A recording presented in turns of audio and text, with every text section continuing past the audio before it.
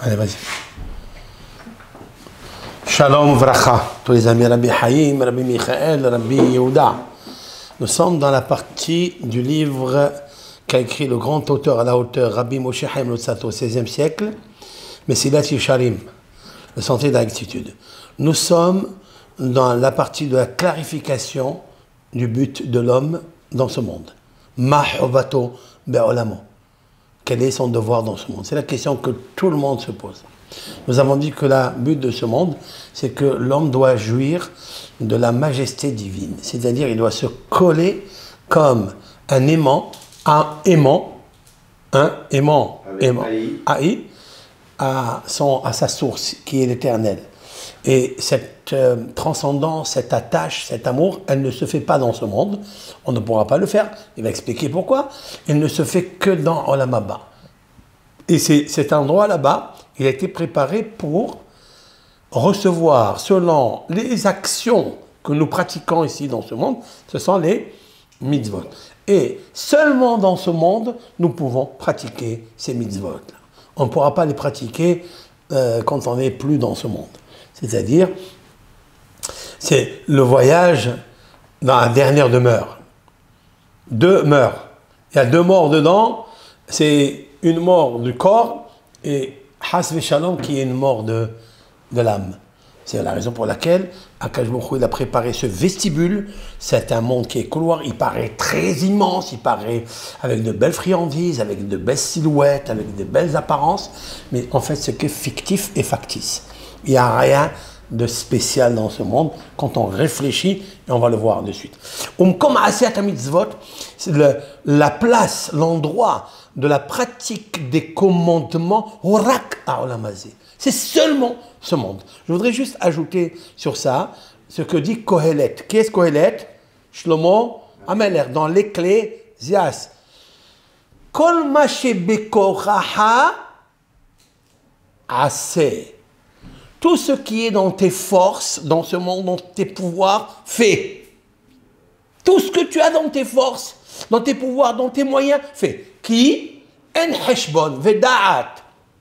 Car il n'y a pas de calcul, veda'at, vechochma, sagesse. Bishol asher ataoler shama. Dans les profonds des abîmes où tu vas atterrir. Il n'y a plus, tu ne peux plus dire, bon maintenant je vais faire un transfert de la tzedaka pour l'autre monde. Tu ne peux plus. Tu veux le faire, fais-le maintenant. Tu veux t'assagir, im hacham t'hacham tlach. Si tu veux t'assagir, c'est pour toi que tu t'assagis. D'accord?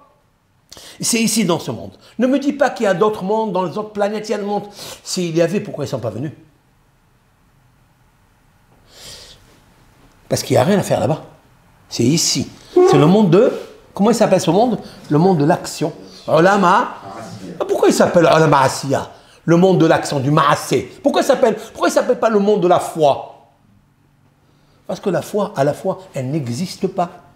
La foi, ce n'est pas de croire. La foi, c'est de croître par des actions, par des Maasim. Et donc, Olama Ba ne se fait rak adidya mitzvot. Et ces mitzvot, ces commandements, ne se font rak ba Olama Hazeh. Dans le Sheol, en da'at, en chokhma, en tvuna, il n'y a rien à prendre là-bas. Donc c'est bien ce rajout sur le Ramchal. Maintenant, Alken, c'est pourquoi l'homme a été entreposé dans ce monde depuis le départ, depuis sa naissance, afin qu'après, grâce à ces moyens, c'est quoi les moyens? Les mitzvot. Si on demande à quelqu'un, c'est quoi les vrais moyens? C'est pas l'argent, c'est pas les honneurs, c'est pas tous les protocoles, c'est pas les richesses, c'est pas les plaisirs.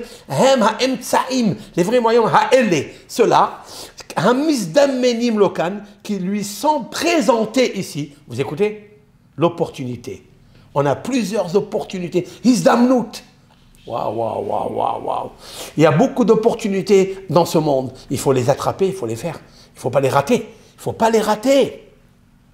Tu as vu? C'est pas toujours que tu peux le faire. Qu'est-ce qu'on peut se rappeler dans un Mizdamenim Lokan? Quel est le mot qu'on peut, dans le Pirkei Avot? Mitzvah ba'al yadecha al. Une mitzvah qui vient, une bonne action qui vient à ta main, ne la fais pas faire monter. C'est une occasion. Ne la laisse pas faire monter parce qu'elle risque de s'échapper. Donc c'est une occasion. En fait, toutes les actions, ce sont des occasions, des opportunités à l'homme de pratiquer ici dans ce monde les choses. Tu l'as raté, Avar batel korbano. Avar zemano batel korbano. Si quelqu'un, il n'a pas fait la tfila de Shacharit qui compense le sacrifice du matin au temps du Beth Amikdash, du temple, parce qu'il y avait le temple, il y avait le sacrifice du matin, celui d'après-midi, celui du soir, mais c'est lui qui ne l'a pas fait le matin, il a perdu le temps et il a perdu son sacrifice. Ce sont des occasions, toute une vie. Shacharit min ha'arit, ça se répète. Mais ça n'a rien à voir avec hier et avant-hier. Donc, par exemple, nos sages disent que là, tout celui qui ne lit pas Kriyat Shema une fois dans sa vie, celui qui ne lit pas Kriyat Shema une fois dans sa vie, c'est-à-dire il n'a pas lu. Lire, c'est pas croire. Lire, c'est action. Tu fais une action de lire l'acceptation du joug céleste, eh bien, c'est comme s'il n'a jamais accepté le joug céleste de sa vie. Vous écoutez ça? Kol mishikara kriyat shema kol yamav. Tout celui qui a accepté le joug céleste toute sa vie. Et une fois, une occasion dans sa vie, un jour, il ne l'a pas fait, qui ilou lokara kol yamav. C'est comme s'il n'a jamais fait kriyat shema. C'est quoi? Tu as raté cette occasion. Parce que chaque jour, il a kriyat shema. Chaque jour, c'est un nouveau kriyat shema. Kriyat shema, ça veut dire la lecture du schéma pour dire, écoute, Israël, comprends Israël, que l'Éternel est un. Et qu'est-ce que tu vas faire avec ça? Tu l'aimeras de tout ton cœur. Et après, qu'est-ce qui est marqué? El kol. Si tu obéis aux mitzvot, l'amour de Dieu ne consiste pas à dire je t'aime l'Éternel de tout mon cœur, de tout. Montre-le. Tu veux le montrer? C'est le deuxième chapitre.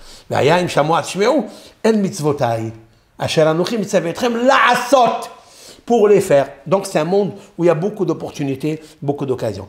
Grâce à ces occasions, il pourra arriver à makom, à l'endroit Asher Huchan Lo, l'endroit qui lui a été préparé. C'est quoi? C'est lequel? Shehu Ha'olam Haba. C'est le monde futur. Qu'est-ce qu'il va faire là-bas? Les votes Sham Battov, pour jouir là-bas du bonheur, Asher Kana, qu'il a acquis. Waouh! Par ces moyens-là. Donc tu ne peux pas acquérir le bonheur de Olam Haba juste en disant je t'aime l'Éternel, je suis attaché à toi, j'ai la foi que tu existes. Non, ça ne suffit pas. Il faut des actions. C'est ce que nos sages ont dit dans le traité Hérovin, page 22a. Hayom la'asotam. Aujourd'hui, tu les feras. Aujourd'hui, ça veut dire quand tu es vivant, tu es encore dans ce monde, tu respires, tu as des opportunités, tu as des occasions. Umaha, et demain les kabes secharam. On continue. Maintenant, le Rav, il nous dit quelque chose de philosophique. Et lorsque tu réfléchis, tu contemples un peu plus dans ce sujet, tiré. C'est-à-dire, tu vas constater, pas tu vas voir, tu vas constater qu'il y a chez les mouta amitit que la perfection véridique, parce qu'il y a des perfections, mais celle qui est véridique qui t'amène à Horak à Devekut Boïd Barach. C'est seulement l'attachement à Éternel, béni soit-il. Vous écoutez ça? Qu'est-ce qu'il veut là? Haïm. Michael, qu'est-ce qu'il veut ici? Il veut quoi en fait? Il veut nous dire que quand tu approfondis, hein, oui, tu vas épurer, tu vas trier tous les sujets de ce monde, tu verras, tu concluras que la perfection véridique, il a ajouté un mot ici, il y a une perfection, ce que tu penses toi, mais elle peut être mensongère. Mais véridique selon Dieu, Horak, c'est seulement à Devekut, bon, Devekut c'est attachement. Je t'approute à Nefesh. Lorsque tu es attaché à Hachem. Donc le sait. David Amelech Omer. Il dit, c'est ce que a conclu le roi David dans le psaume 73, 28. Va'ani kerbat Elohim li tov. C'est quoi? C'est quoi Va'ani? Et pour moi, kirvat. Le rapprochement, la proximité à Elohim, à Dieu, li tov. Ce qui me fait du bien, ce qui est bon pour moi. Oui, mais il était riche, mais il avait tout ce qu'il voulait. Il dit non, mais ça, ce sont que des moyens. Pour arriver à quoi? Kirvat Elohim. Je voudrais m'approcher de Dieu. C'est ça qui me fait du bien. Vous écoutez?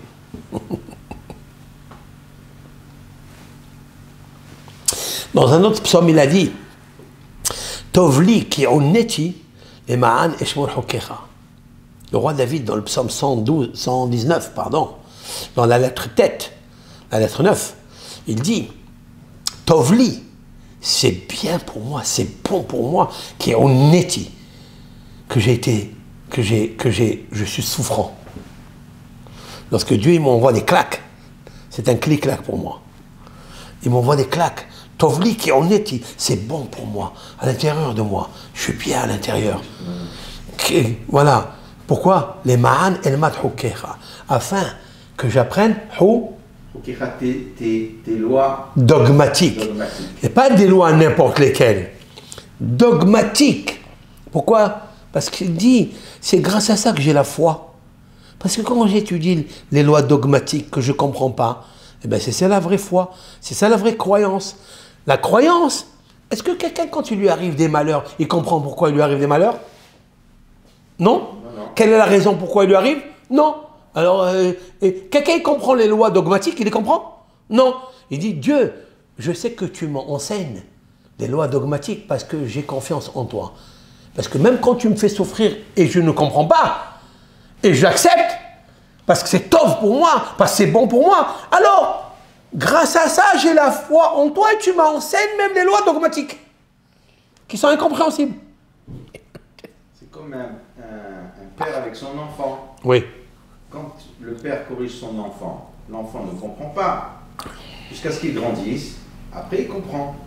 C'est vrai. Mais là, le roi David, il n'attend pas qu'il grandisse. Il dit, maintenant c'est bon pour moi. À Tov et à Métiv. On n'arrivera jamais à... Mais non, c'est bon parce que tu es le bon, et à Métiv, tu me fais du bien maintenant. Maintenant. Bon, c'est un niveau. Maintenant, on continue. Et David Amelech, dans le psaume 27, verset 4, Ahat sha'alti me'et Hashem. Waouh! Tout le monde, dans ce monde, demande quelque chose à Dieu, au ciel. Appelez-le comme vous voulez, la nature, appelez la mère nature, appelez la père nature. Chacun, il a un souhait. David Amelech, lui, il a un souhait, un seul. Ahat, une seule chose, je demande à Dieu. Sha'alti me'et Hashem, de Dieu. Otah avakesh, c'est celle-ci que je demanderai au futur. Je la demande au passé, je la demande au futur. C'est quoi? Shifti bevet Hashem kol yemei hayai. C'est de m'installer, de siéger dans les maisons de Hashem, de l'Éternel, toute ma vie. La suite du verset, la hazot benoam Hashem ou vakel bechalo. Afin de contempler Noam Hashem. C'est quoi Noam Hashem? Qu'est-ce qu'il va contempler le roi David? Pourquoi il étudie la Torah? Pourquoi il demande au passé de siéger l'étendue? Pourquoi c'est ça qu'il demandera au futur? Vous savez qu'il y a des rois que les plaisirs du passé ne sont plus les plaisirs du futur. On change. Le roi David, il dit, ça n'est pas une requête à faire. Si je demande mais hier, je demanderai demain la même chose. Je ne change pas. Je veux celle-là. Quoi? C'est de voir contempler Noam Hashem. C'est quoi Noam Hashem? Gan Eden. C'est de vivre l'attachement à Hashem. Il vous arrive des fois de rêver quelque chose où vous êtes dans le rêve avec un plaisir intense, où il n'y a pas des parasites extérieurs qui s'y mêlent, qui te dérangent, qui s'immiscent à l'intérieur de ce paradis, comment on appelle ça, onirique, dans le rêve. Et vous vous sentez bien, vous ne voulez plus quitter ça. Vous voyez? Il faut le multiplier par des milliards de fois. C'est ça, Noam Hashem. Noam Hashem, ça veut dire qu'il n'y a aucun plaisir de ce monde qui est égal. C'est comme si vous prenez tous les plaisirs de ce monde, vous les mettez dans une capsule, dans un cachet, hein, dans un, comment on appelle ça? Dans une capsule, dans une capsule café. et vous le goûtez, hein? C'est un plaisir énorme. Il dit au roi David, se cacher, il peut se cacher devant une fraction de seconde de l'attachement à Dieu qui arrive dans ce monde par la pratique des actions, des commandements divins, parce que quand tu m'ordonnes quelque chose, j'ai le mauvais penchant. Et quand j'ai le mauvais penché, j'ai envie de pencher vers le mauvais penchant. Et quand même, je penche vers toi. Tu vois, quand même, je m'attache à toi, je t'obéis. Pas c'est comme quelqu'un qui dit, moi j'ai la foi, oui, j'aime Dieu, je sais qu'il pardonne, je sais ça, c'est magnifique tout ça. Mais ça reste dans le statu quo de la stérilité, ça. C'est une foi stérile, il faut une foi en action. Montre-la. Il faut qu'il y ait la marche de la foi en marche. Il faut que ça marche, voyez l'air, il faut marcher. Et quand on marche, on fait une action. D'accord? Toutes les mitzvot, ce sont des actions. C'est vrai que toutes les mitzvot ont un support matériel, mais nous sommes dans le monde de la matérialité, de la matière. Mais grâce à cette matière, grâce à elle, on arrive à faire une élévation spirituelle grâce à cette matière. C'est pour ça qu'on est là. Ok? Maintenant, le Rav il dit qu'il rakzeuatov. Il dit un mot magnifique. Kirakzeuatov, c'est quoi? C'est seulement ça qui est bon. C'est de contempler le plaisir de Dieu. Le chozuladze et toute autre chose. Shiachshevu bene adam letov, que les personnes, les êtres humains, pensent qu'ils pourraient être bien, comme par exemple les délices charnelles, ou les délices de l'alimentation, ou les délices de tout ce qui est ce monde, les plaisirs de l'honneur. Les gens, ils pensent c'est ça qui est bon.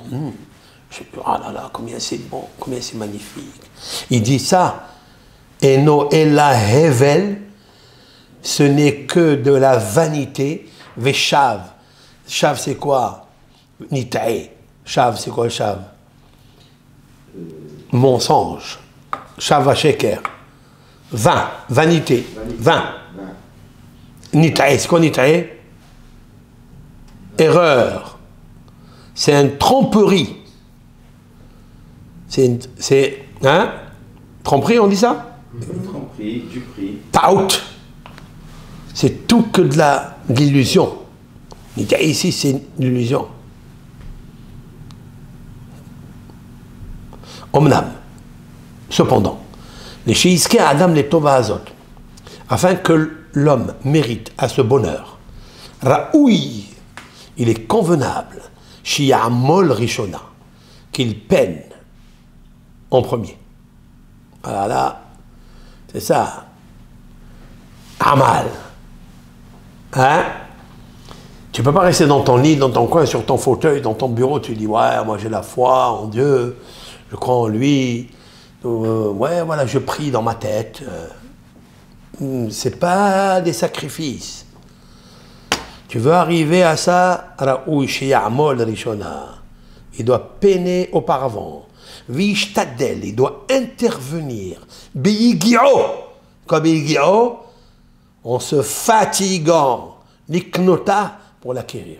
C'est-à-dire, nous, chez Ishtadel, l'idavek bo idbarach, il doit intervenir pour s'attacher à Dieu. Comment? Bekoah, par la force ma'asim des actions, encore une fois, chez Toldotam Ze'ainyan, que leur dérivé, que leur fruit, c'est ce sujet. C'est quoi alors ces actions?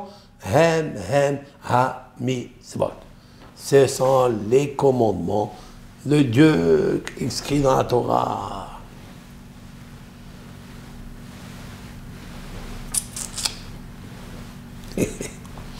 Là, avec ce qui vient de dire le Ramchal, il y a une très grande différence entre les religions, d'accord, monothéistes. Les religions monothéistes, par exemple les musulmans, ils ont 5 prières par jour. Ça consiste à quoi? Ce sont des lectures, ce sont des passages qu'ils lisent, etc. C'est un passage de la foi. Après, il y a bien sûr aussi des lois, des bonnes actions. Il y a des lois négatives à ne pas faire.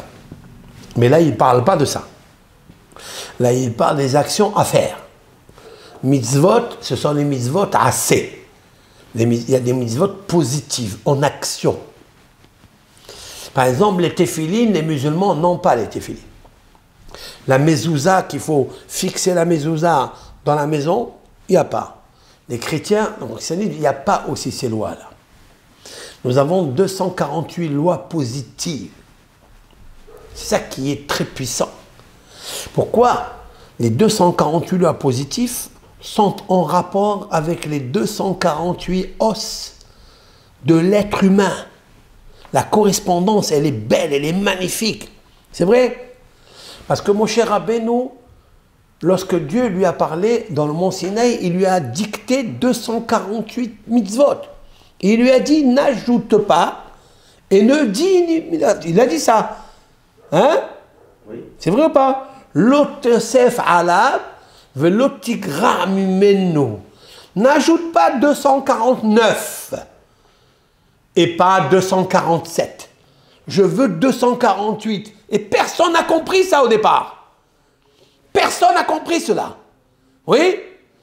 Est-ce que quelqu'un, au départ, depuis avant Sinaï, ils ont cherché à comprendre combien de os, ils ont dans leur corps? Non. Bien sûr que oui. Et quoi? Mais ils ont fait des... Dans la médecine, Dans la médecine, oui. Oui, ça, Bien sûr qu'ils ont fait. Ah oui, ils ont compté. Bien sûr. Même avant Moshe, peut-être. Abraham Avinu, est-ce qu'il a compté Abraham Avinu? Abraham a compté 248 os ou pas? Est-ce que Abraham Avinu, il a compté, il savait combien d'os il avait dans son corps? Bien sûr. Il faut une opération pour ça. Qui va te le dire, ça? Les scientifiques, ils l'ont vu après, ils ont fait des... Comment on appelle ça? Une dissection. Une dissection.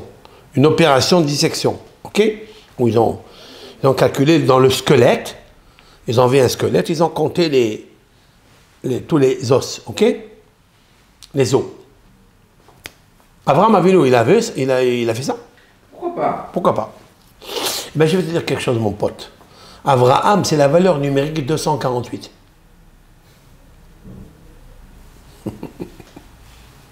Alèche. C'est vrai que vous faites confiance qu'Abraham, c'est 248? Tu nous as déjà initié à ces... Abraham, c'est 248. Pourquoi? calculs. Pourquoi? C'est quoi ça? 248. Parce qu'il était complet dans la Emouna des 248 lois positives. Est-ce qu'Abraham Avinu, je pose une question, vous allez me dire, mais qu'est-ce que vous racontez, maître? Vous pouvez me dire, qu'est-ce que vous racontez? Mais vous dites que la foi, c'est quoi? La foi, ben, c'est les actions. Ce sont des actions, et les actions des téphilines, de la mezouza, du talit, oui, toutes les lois que nous pratiquons, nous, les juifs. Oui. Abraham, il avait les téphilines? Oui. Oui. Oh, les téphilines ont été donnés au mont Sinaï. Il a mis le téphilin, Abraham. Isaac, il a mis le téphilin, phylactère. Il a mis le talit. Il a mis la mezouza. Alors? On dit qu'ils ont reçu la Torah bénévoie. Donc, Abraham Avinu, c'est la leçon, c'est le prototype de la foi. Il n'y avait pas toutes ces actions dont vous parlez, maître. C'est faux. Faux et archi-faux.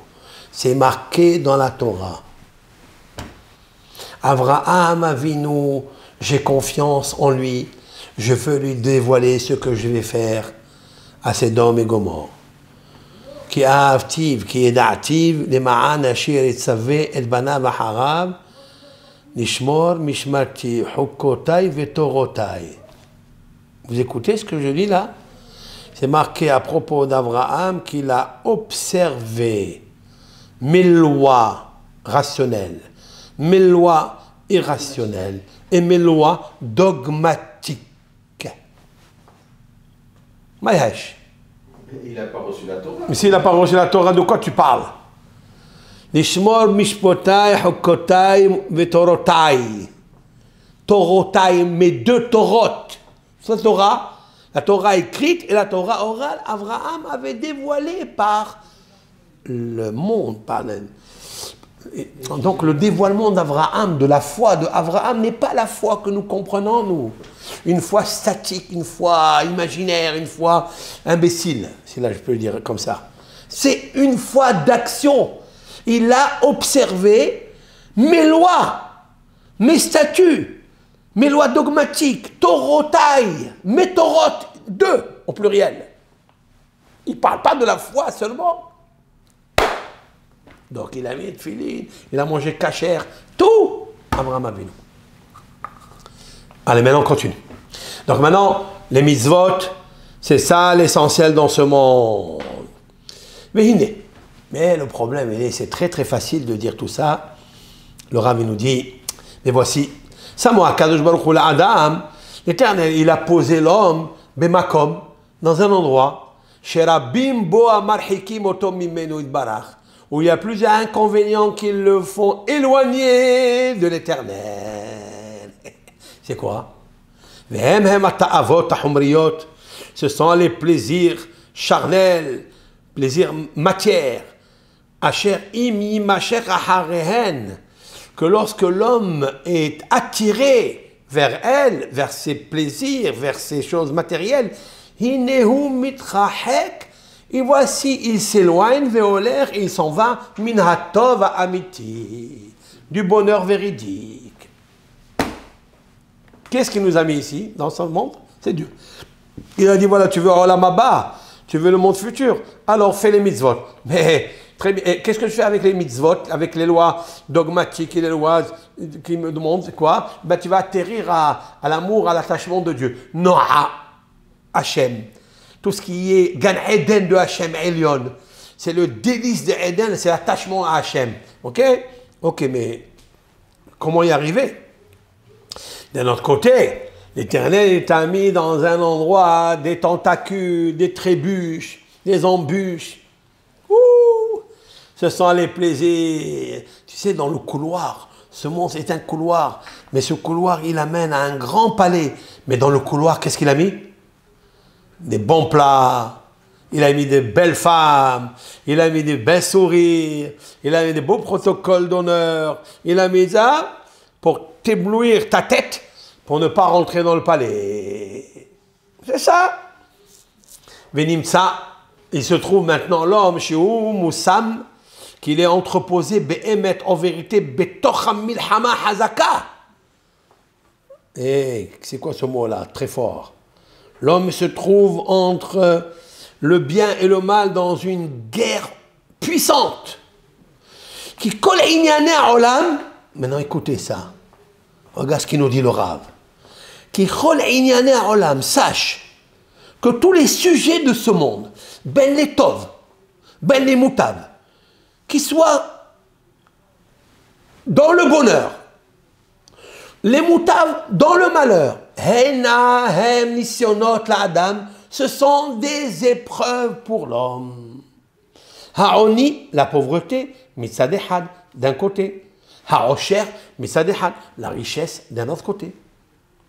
Et had ha'inyan, comme c'est marqué, she'amar Shlomo pen esba vechihashti.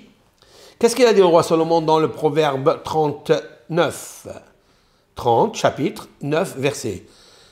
Pen esba, de peur que je me rassasie, ça veut dire m'enrichis, vechihashti, et je vais renier Dieu.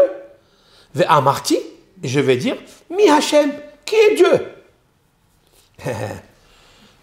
Un homme riche, il dit, mais qui est Dieu? C'est vrai qu'on le dit ça? Un homme riche, il dit, qui est Dieu? Le roi Salomon, il parle ici. Il dit, quand un homme il s'enrichit, il dit peut-être, il peut se tromper et dire, mais qui est Dieu? On le dit? Non, on ne le dit pas. Mais on ne prie pas Dieu. Il ne pense plus à dire que Dieu. On ne peut plus. Hein. Qui est Dieu, ça veut dire, je ne parle plus avec lui. Je ne prie plus comme avant. J'ai tout ce qu'il me faut. Je n'ai pas besoin de lui. Okay? Je suis puissant. Je suis stable. je suis puissant, j'ai mis Adonlano, comme ont dit les idolâtres. Ah, il y a Dieu dans le ciel, qui est le Seigneur qui va nous gouverner. Ils le disent ça, ils ne le disent pas, mais ils ne sont pas en attachement avec lui, ils n'ont pas besoin de lui, ils ont besoin de lui quand ils vont avoir des détresses. Hein? Quand leur petit statut, elle disparaît, alors ils ont un autre statut. Ils viennent devant Akadosh Baruch Hu, ils disent « Ah, sauve-nous ». Au Penivaresh, la pauvreté, c'est aussi une épreuve. Pourquoi? Veganafti. Si quelqu'un devient riche, c'est une épreuve. Parce qu'il peut dire « Qui es toi, Hachem? Je ne prie pas. Je n'ai pas besoin de toi. » Et s'ils sont s'appauvrit, qu'est-ce qu'il fait? Veganafti, il va aller voler. Il n'a pas de quoi? Il a besoin. Il est addict à ça, il est addict à ça. Il va aller truander les gens. Maintenant, Hashalva. C'est quoi Hashalva? La tranquillité. Mitzadehad. Ça aussi, c'est une épreuve. La Issorin Mitzadehad et les souffrances d'un autre côté. Nimtsa, il se trouve, Hamilhama Elav, Panim Ve'ahor. Il se trouve que la guerre, en face et derrière, il est en train de lutter, il ne sait pas quoi faire. Ve'imiye le ben Haïn, on va terminer là. Ve'imiye le ben Haïn, et si c'est un homme héros, et s'il est héros, V'inatzah milhama mikol zadim, il va vaincre la guerre, il va gagner la guerre dans tous les côtés. C'est-à-dire quand il est riche, il aime Hachem. Quand il est pauvre, il aime Hachem. Quand il est tranquille, il va et il fait des mitzvot, il va chercher un couple, par exemple, qui n'ont pas shalom bayit. Il va leur faire shalom bayit. Il voit qu'il y a un pauvre ou un orphelin ou une veuve qui n'a pas de quoi finir sa fin du mois. Il va, il lui donne. Lui, il pourrait être tranquille. Mais il veut que Dieu travaille en lui. Et il marche dans la foi. Il fait des actions. Il aime la justice. Il aime la bonté. Et il est aussi pudique. Parce qu'il ne faut pas aussi montrer ce que tu fais. Ça aussi, c'est un péché. Ça aussi, c'est une épreuve. Il y a des gens qui font de la tzedaka. Il y a des gens qui font des choses, mais après, ils le publient. Il dit, waouh, j'ai fait ça, on a fait, notre association, elle a fait ça et ça et ça. Et il montre les paquets de matzot, les paquets de hames, et les paquets de ça. Et c'est bien, c'est pas bien, il faut faire les choses. Betsina. Dieu, il a dit. Où c'est marqué ça, ce que je viens de dire maintenant? Il y a 3 qualités que Dieu aime. C'est lesquelles? Mais ça, c'est la fin du verset. Qu'est-ce qu'il y a au début? Tu vas me le dire. Ma Hashem Shoel Me'imach. Si tu cherches à savoir qu'est-ce que Dieu cherche de toi, Dieu il est assis sur son trône divin, là-bas dans le trône du Kavod, là-haut, là-haut, là-haut, là-haut, très très haut, là où aucun homme ne peut accéder, n'a pas la permission, et même s'il a la permission, il ne peut pas. Dès qu'il arrive à 100 mètres de hauteur, il est déjà asphyxié. Ouais. S'il monte dans le trône divin, très très loin, l'Éternel, si l'on peut dire ainsi, il est assis dans son trône. Et on demande à Hachem, qu'est-ce que Dieu il veut? Quel est le plaisir de Dieu vis-à-vis des hommes? Ma Hachem. Qu'est-ce que Hachem, Yud Kevavke, le tétragramme, Shoel Me'imach, il te réclame à faire? Ki'im Asot Mishpat, de faire la justice. Ça, c'est la première des choses. Qu'est-ce qu'il a dit le mot? Asot. C'est quoi Asot? De faire. Action. Asot Mishpat. Fais la justice. Pratique-la. La deuxième, Va'ahavat Hesed. Et après, l'amour de la charité, la bienfaisance. Et la troisième, et d'être pudique avec ton Créateur. De la même façon que ton Créateur, il t'envoie des choses, même que des fois tu ne mérites pas. Et celui qui se cache derrière tous les bontés que tu reçois. Hein? Mais toi, tu ne le sais pas, ça. Celui qui est sage, il dit, waouh, si moi je suis juste, il dit, c'est là. D'où est venue ma richesse? Il y a une personne qui m'a dit, je vais lui mettre la mezouza chez lui à la maison. D'accord? Il m'a dit, il monte les escaliers, c'est des escaliers très hauts, tu vois, on arrive à un château, quoi. Il me dit, Rav, je ne sais même pas comment je suis arrivé à monter ces escaliers dans cet immeuble. Comment maintenant, grâce à Dieu, il m'appartient. Je ne sais même pas comment il est arrivé. Comment il est venu. Bon, j'ai travaillé un peu, mais c'est pas évident. Vous imaginez, il lui a donné un gros cadeau comme ça. Et quand il monte les petits escaliers sans qu'on est en bas, parce que si on monte déjà en haut, il ne pourra plus le dire. Quand il va monter là-haut, il va oublier, parce qu'il est là-haut lui aussi. Il me l'a dit en bas, premier escalier avant de monter. Il me dit, je me demande comment on est arrivé à ce cadeau du ciel. Je lui ai dit, tu ne pourras jamais comprendre. Donc Dieu, quand il te l'a envoyé, il était pudique. Ah, c'est avec justice, je le mérite pas. Ça, personne ne sait. Mais tu l'as, tu constates. Toi aussi, tu dois être attené à l'erchat et molor. Ne le dis pas. C'est ça que Dieu veut. Si tu as ces trois-là, tu es le tzaddik ador. Tu es le grand de la génération. Tu es le chouchou que Dieu il aime. Voilà. Ça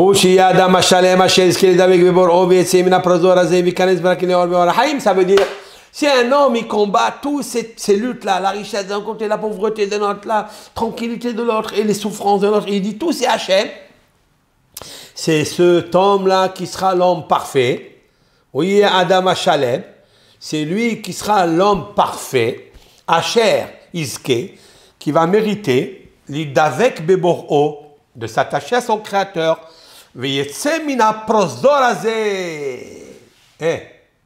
Il pourra sortir du couloir. J'ai dit que dans le couloir, il y a beaucoup de tentacules, beaucoup de tentations. Et ce couloir, tu sais combien il met de âge là-bas? Combien? Combien il met? 70 ans. Il met 70 ans. 70 ans. C'est un couloir de marche.